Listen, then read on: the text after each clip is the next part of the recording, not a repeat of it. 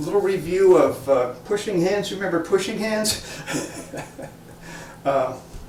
We had the exercise that I showed you, I don't know how long ago. I can't believe May is already like 2/3 over, so it might have been back in March even. So the circular movement, using, of course, the connection from root through waist to hand.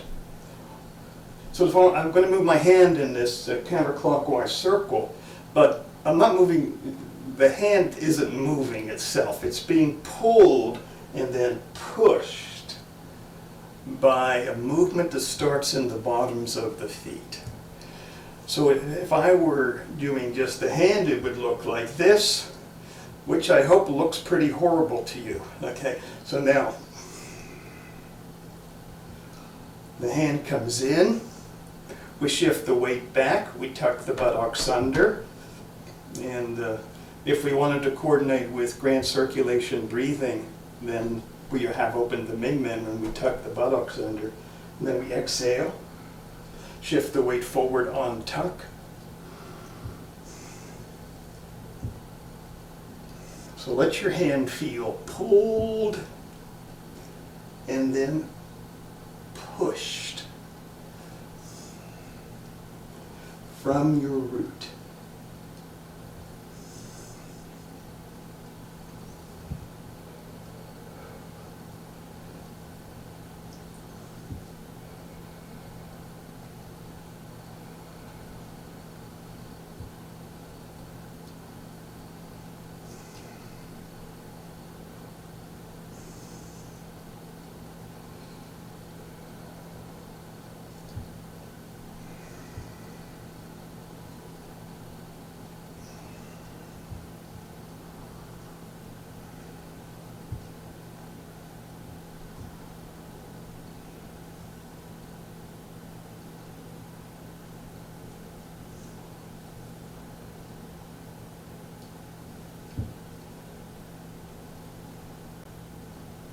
Okay, let's do the other side.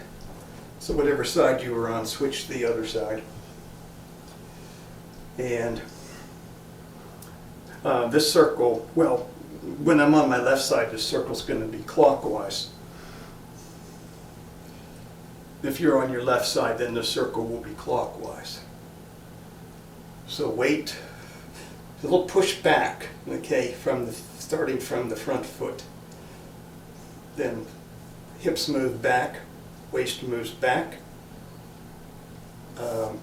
spine curves, chest hollows, and finally this movement is transmitted to the hand and pulls the hand in. Then the push off the rear foot extends up the legs to the hips and waist, spine, pushing the hand forward.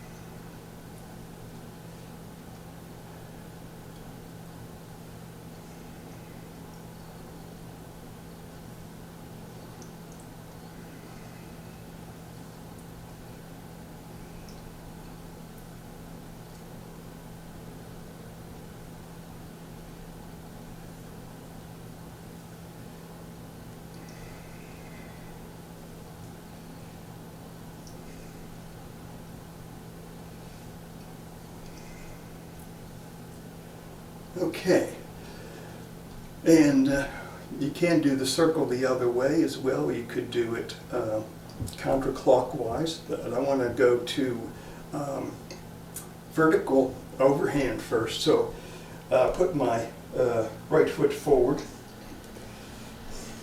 and now the movement started with the push back from the front foot, the weight shifting back, hips moving back, buttocks tucking, spine curving.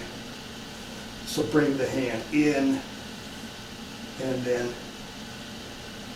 from the rear foot, a push into the front foot. We'll set the weight shifting forward, the hips moving forward, the torso moving forward, and pushing the hand forward.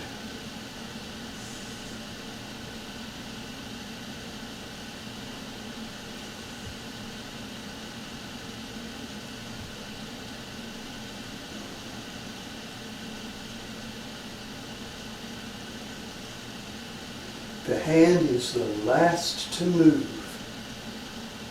So when I start forward, see, the hand is the last part to go forward. And when I start backward, the hand is the last part to start backward. And in fact, using the word start with the hand is totally wrong. It's move backwards. It doesn't start the movement at all. It's totally the creature of the root and waist.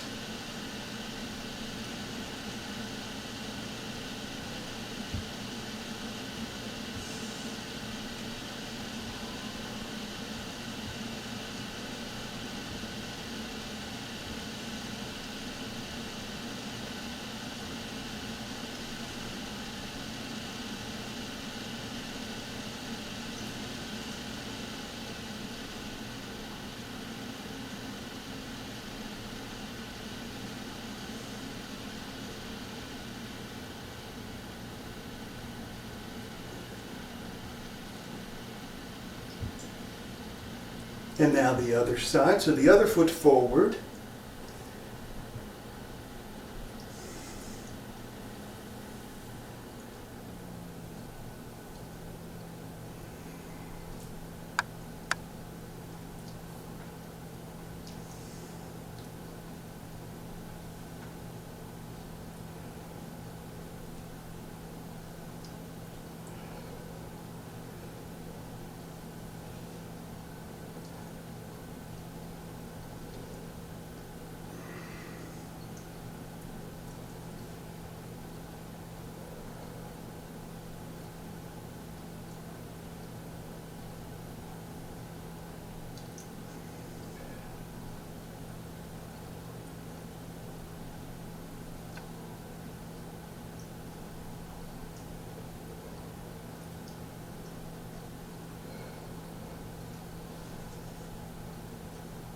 I didn't mention breathing, but I hope I didn't have to.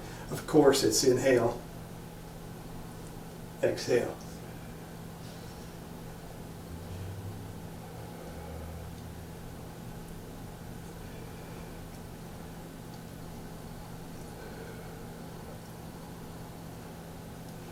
Now,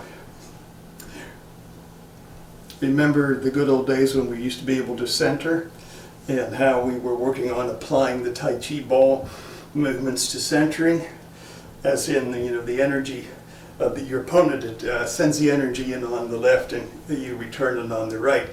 But we were also getting to the point where we realized that when your inner ball is trained and agile, that you're not limited to returning the energy on a 180-degree opposite plane. Coming in left, going back right, coming in low, going back high. Because when your inner ball is agile, the energy can come in here and be returned. It can come in from the left and be returned high, okay? Or it can come in low and be returned to the right. So you can use this exercise with the hand also the same way.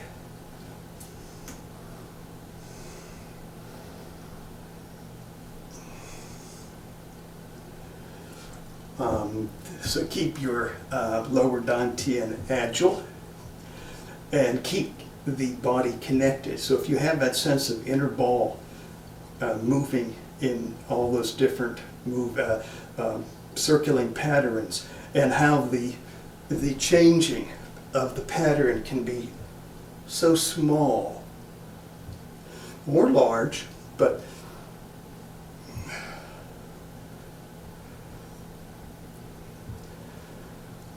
and then your waist and quad will become very, very relaxed, very, very agile.